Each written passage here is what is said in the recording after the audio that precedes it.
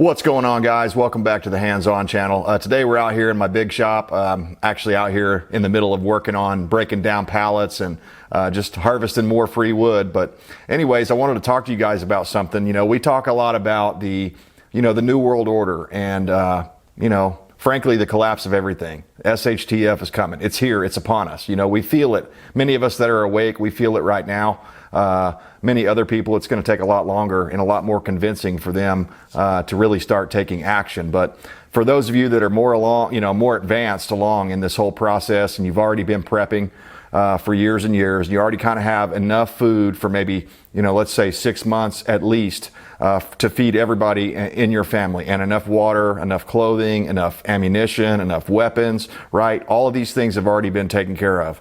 The next thing you want to do is start working on a prepper group, a survivalist group, because, I ain't the only one that's ever said it, but many preppers have done videos about how the lone wolf survivor is not going to make it. I mean, you just can't do it. We, as human beings, we need other people, if nothing else, for the social interaction, just to keep ourselves sane. So as I've been thinking here the past few days about the kinds of people, the most valuable people that you're going to want to have in your prepper group, I started pinning down a list here, and I came up with 10 different types of preppers or occupations that these people will probably hold, that you're going to want to shop around and find these people to be in your group. Your chances of survival will go up exponentially with each one of these things. And I get it, not everyone's going to have 100% of this whole list covered.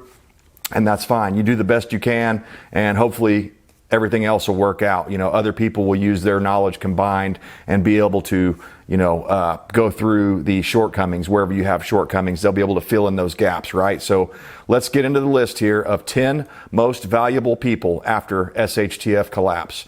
So number one, it's going to be medical. And these are not necessarily in any numerical order of importance. They were just how I wrote them down here. But medical is extremely important, so it's kind of appropriate that it's number one on the list here. You're going to need doctors, nurses, and like pharmacists, people like that. And you may not need all of those things, but you're going to need at least one of those things. So maybe you can't find a doctor or a nurse, but you know someone who happens to be a pharmacist who is also paying attention to what's going on in the world right now. That's where it gets tricky to find these people, is that we all know how it is. Many people look at preppers like they're just batshit crazy and they got tinfoil on their head and things like this, right? And a lot of that I blame on shows like Doomsday Preppers and stuff. They try to find these extreme people to showcase, and I get it. That makes good viewing and good ratings for their show. But what it also does is it degrades the rest of the prepping community. It lumps us all in with these people that, whatever, they believe Nibiru's coming back, or they believe, just these really weird, outrageous things that they tend to post on Doomsday Preppers. So my advice is, if you know someone who is a doctor or a nurse or a pharmacist, or, any combination of all of those, if you could find them, start questioning them. If you're friends with them, start questioning them. Hey, what do you think about what's going on in the economy right here? What do you think about, the possibilities of a collapse of our entire civilization? And I get it. That's not what you want to start out with, or else they will think you're batshit crazy. You're going to have to kind of work your way up to that. Use your own discretion. Proceed with caution, though, because a lot of people, as soon as they find out that you're trying to build a prepper group, they're going to categorize you in their mind in the tinfoil hat club. So just be prepared for that, and don't worry about it. At the end of the day, what they think about you doesn't mean anything to your survival. So it could be a situation where they don't prepare, and in the end, even though they're a doctor or something, they end up dying before you because they didn't get enough food stored and things like that. So just be very cautious when you're approaching this conversation with people, because not only will it make them assume you're batshit crazy in many instances, it will also give you away potentially as a prepper. So you want to be very cautious about who you share this information with, who you even talk to certain subjects about this stuff with. So the next one here, and it's, if not just as important, it's a very close second. Number two, dentists and like oral hygienists and stuff like that. If you can't get a dentist, find somebody that cleans teeth and, become friends with them, you know, figure out a way that you can get them in your prepping group. A dentist would be even better. Somebody that knows how to take care of, and you know, there's going to be a certain point when you're not going to be able to get that crown or that filling to save that tooth. They're just going to have to pull that tooth out. But, you know, a dentist that's steeped in traditional dentistry will be able to pull that tooth out. And he might not have all the normal anesthetics and different things to numb you up, but he'll be able to take that pain away. And if you've ever had a severe cavity where, you know, I've had one bad enough in the past where just breathing cold air in the wintertime would make my tooth hurt. And that was excruciating. And I had to wait like a week or two for whatever reason. Maybe we were saving up money. I don't remember.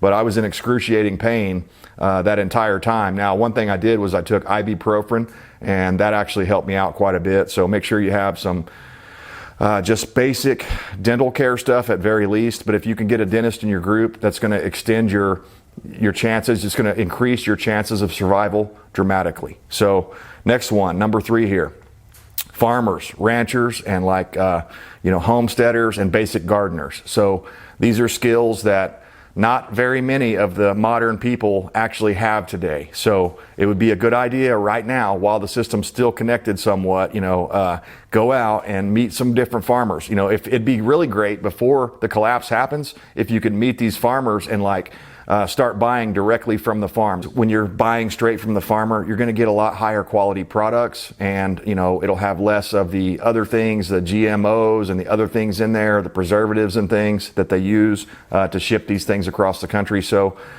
straight from the farm is the best way. Or, you know, a rancher, if you're friends with a rancher and he, you know, raises cattle or something like that, then, you know, there might be opportunities for you to buy like a half a cow or something, or a whole cow if you have the freezer space to store all that stuff. So farmers, ranchers, and gardeners. I mean, hopefully you'll figure out here what I'm trying to do is I'm trying to put the people in place that are going to be able to help me and my group rebuild society, because that's what it's going to take.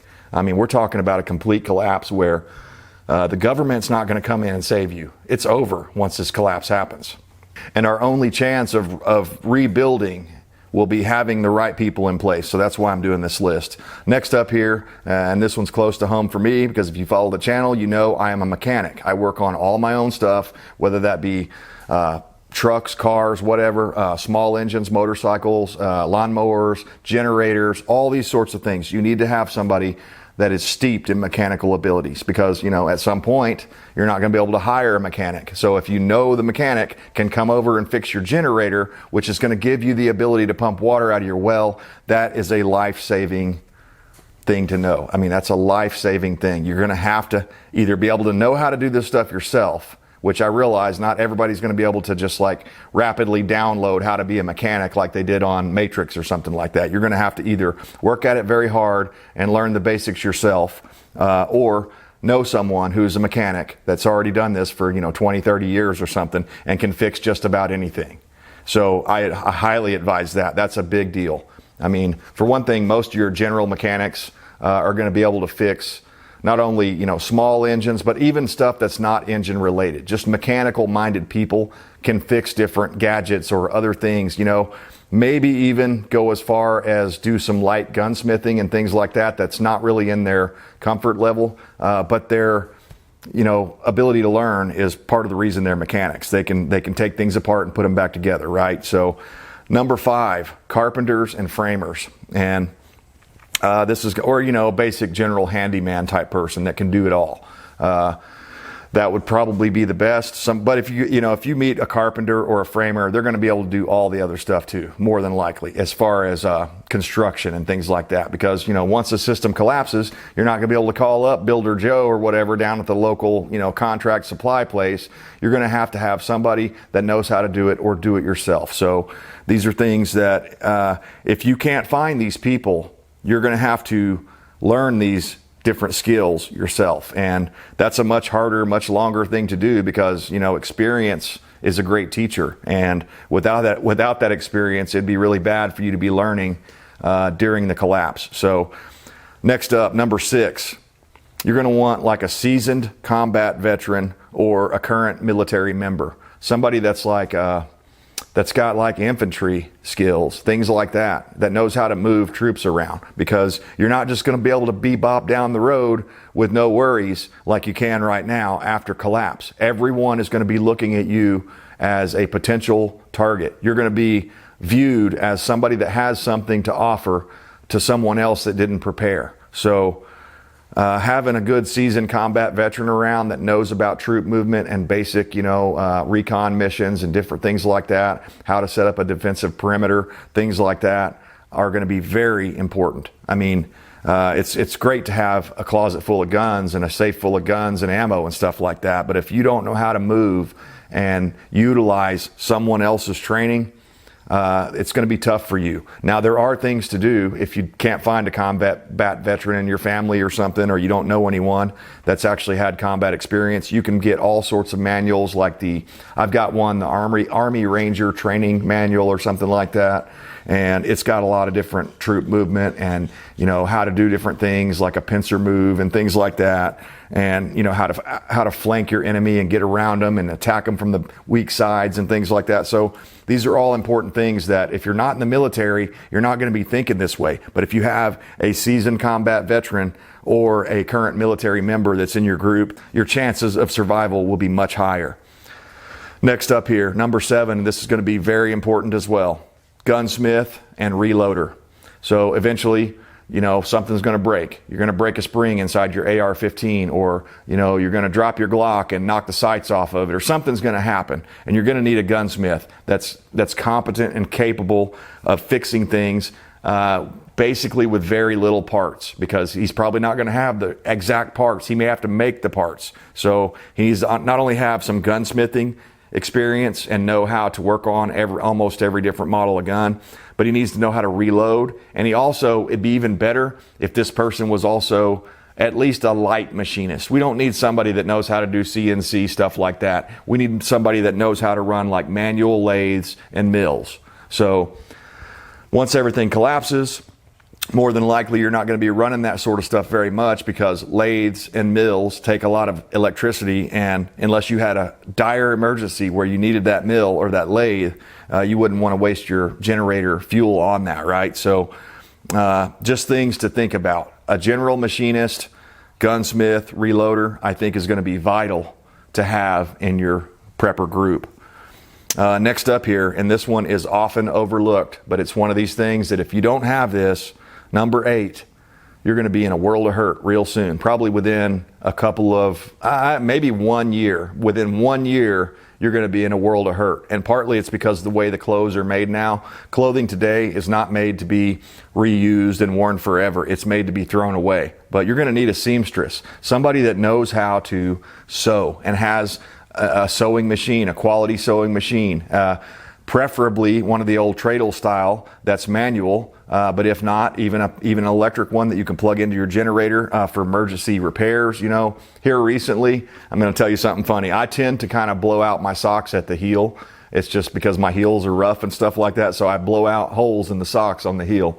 And my wife, just as practice, took one of my other blown out socks and sewed a patch over my heel just to see how that would go for survival practice, right? Well, it turned out it worked out pretty good. I could sort of feel the seam in there, but it's not enough. It's not worse than a hole in the sock. So there comes a point when patches on top of patches are going to be very necessary for you to survive. It's not so big of a deal in the summertime, but when you get into extremely cold climates in the wintertime, if you got holes in your clothes, it's going to increase your chances of hypothermia and different things like that, and it's just going to be a miserable time for you. So having a seamstress, someone that's already stocked up on all the thread, all the fabrics, the sewing machine, the equipment, and knows how to do it manually by hand if all else fails. So number 9, you're going to want a communications specialist, somebody that knows how to operate ham radios, knows how to deal with two-way communication radios, different things like that, knows all the different frequencies, MERS, I'm not going to be able to think of the other ones, family radio service and things like that. See, I am not an expert on comms. I barely understand it. I can make the radio come on where I can listen and things like that. I have a little one of those Baofeng radios, the UV5R. That's great. It's a great little ham radio, but in truth, I know very little about it. When I look at the thing, I'm like, man, what do all these buttons do? And what if I push the wrong setting here? So for me personally speaking, I either need to learn a whole lot more about communications in a short amount of time because the collapse is coming, or I need to find somebody, which is more likely, that's already trained up on ham and they know basically everything about communications, that post-collapse communications, like walkie-talkies, ham radios, CBs, all the other things that you're going to want to have. I think that's going to be vital.